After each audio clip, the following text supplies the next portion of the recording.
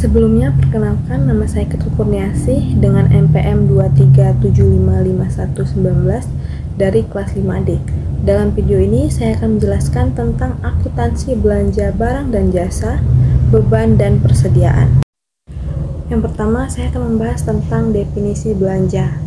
Belanja adalah kewajiban pemerintah daerah yang diakui sebagai pengurang nilai kekayaan bersih. Sedangkan belanja daerah adalah semua pengeluaran dari rekening kas umum daerah yang mengurangi saldo anggaran lebih dalam periode tahun anggaran yang bersangkutan, yang tidak akan diperoleh kembali pembayarannya oleh pemerintah. Selanjutnya yaitu klasifikasi belanja. Menurut Permendagri nomor 64 tahun 2013, belanja dapat dikelompokkan menjadi 3, yaitu yang pertama, belanja operasi seperti belanja pegawai, belanja barang, belanja bunga, belanja subsidi, belanja hibah, dan belanja bantuan sosial. Yang kedua, ada belanja modal, yaitu pengeluaran pemerintah dalam rangka memperoleh aset tetap seperti pembelian kendaraan, perbaikan irigasi, saluran air, dan perbaikan jalan. Yang ketiga, belanja tak terduga adalah pengeluaran anggaran yang tidak biasa dan tidak diharapkan berulang, seperti penanggulangan bencana alam, bencana sosial, atau keperluan mendesak lainnya yang tidak dapat diprediksi. Prinsip pengakuan dan pengukuran belanja. Belanja diakui pada saat terjadinya pengeluaran dari rekening kas umum daerah. Pengeluaran melalui bendahara pengeluaran. Pengakuan belanjanya terjadi pada saat pertanggungjawaban atas pengeluaran yang disahkan oleh unit yang mempunyai fungsi bendaharawan. Koreksi atas penerimaan kembali belanja yang terjadi pada periode dicatat sebagai pengurang belanja. Apabila diterima pada periode berikutnya, koreksi belanja dicatat sebagai pendapatan lain-lain. Pencatatan belanja barang dan jasa. Jurnal atas belanja dibuat dalam kaitannya pemerintah daerah sebagai entitas akuntansi. Pencatatannya digunakan double entry yang menghasilkan laporan realisasi anggaran. Contoh jurnal untuk mencatat belanja yaitu belanja pada estimasi perubahan SAL. Belanja akan dilaporkan dalam laporan realisasi anggaran setelah akun pendapatan belanja. Definisi beban. Menurut PP nomor 71 tahun 2010, beban adalah penurunan manfaat ekonomi atau potensi jasa dalam periode pelaporan yang menurunkan ekuitas, dapat berupa pengeluaran atau konsumsi aset atau timbulnya kewajiban. Klasifikasi beban. Yang pertama ada beban operasi. Beban ini meliputi beban pegawai, beban barang, beban bunga, beban subsidi, beban hibah, beban penyusutan, beban penyisihan piutang, dan beban-beban lain. Yang kedua, beban transfer, yang meliputi beban bagi hasil pajak, beban bagi hasil pendapatan lainnya, beban transfer bantuan keuangan ke pemerintah daerah lainnya, beban transfer bantuan ke desa, dan beban transfer bantuan keuangan lainnya. Yang ketiga ada beban non-operasional, yaitu beban yang sifatnya tidak rutin, misalnya berasal dari defisit penjualan aset non-lancar, defisit penyelesaian kewajiban jangka panjang, defisit kegiatan non-operasional lainnya. Yang terakhir ada beban luar biasa, yaitu untuk mencatat beban atas kejadian luar biasa, yang termasuk kejadian ini yaitu kejadian yang tidak bisa diramalkan pada awal tahun periode, tidak bisa diharapkan terjadi berulang-ulang, dan kejadiannya di luar kendali pemerintah. Prinsip pengakuan dan pengukuran beban. Beban diakui pada saat yang pertama timbulnya kewajiban adalah saat terjadinya peralihan hak dari pihak lain kepada pemerintah tanpa diikuti keluarnya kas dari kas umum daerah.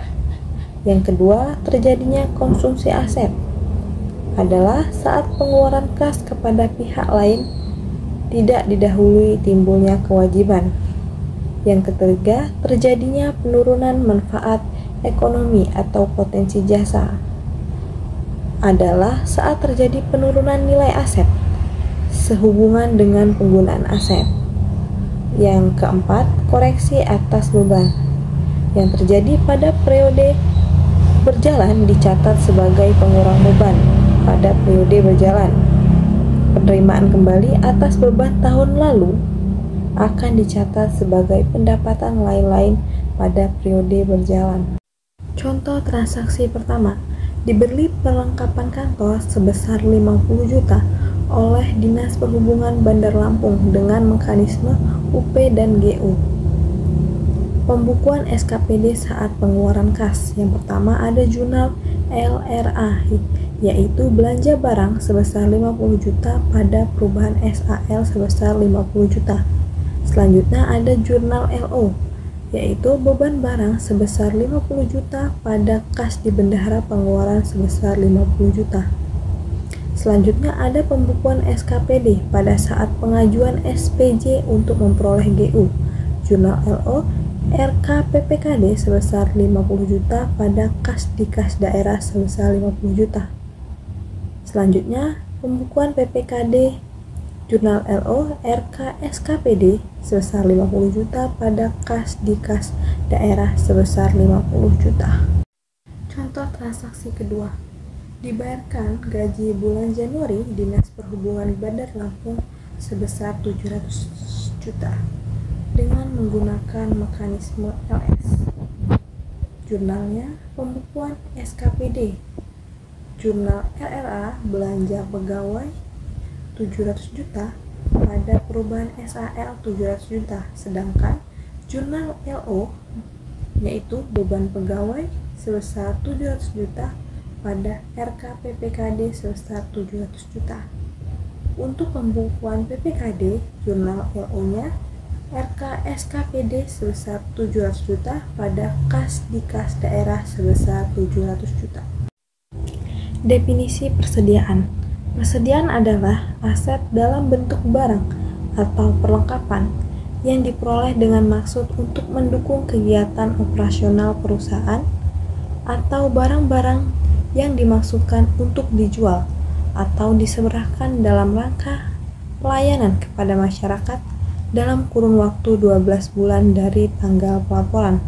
Contoh persediaan itu ada persediaan ATK, persediaan beban akun, persediaan obat-obatan, persediaan bibit, persediaan pupuk, dan persediaan lainnya. Prinsip pengakuan dan pengukuran persediaan. Yang pertama, persediaan dinilai dengan perhitungan fisik pada akhir periode. Kedua, persediaan yang berasal dari pembelian, maka dinilai berdasarkan biaya perolehan. Yang ketiga, persediaan yang diperoleh dengan memproduksi sendiri, maka dinilai berdasarkan biaya standar. Yang keempat, persediaan yang diperoleh dengan cara lain, seperti hibah atau rampasan, dinilai sebesar nilai wajar. Yang terakhir, saldo persediaan tersebut dihitung berdasarkan harga pembelian terakhir. Contoh transaksi persediaan. Contoh yang pertama, pada akhir tahun persediaan yang tersisa sebanyak 5 juta, sedangkan di neraca saldo nilai persediaan adalah 3 juta. Karena nilai persediaan lebih banyak daripada yang tercatat di neraca saldo, maka persediaan bertambah sebesar 2 juta. Maka jurnalnya persediaan sebesar 2 juta pada beban persediaan sebesar 2 juta. Contoh kedua, pada akhir tahun persediaan yang tersisa sebanyak 3 juta, sedangkan di neraca saldo nilai persediaan adalah 5 juta. Karena persediaan yang ada lebih sedikit dari yang tercatat, maka persediaan berkurang. Maka jurnalnya beban persediaan 2 juta pada persediaan sebesar 2 juta.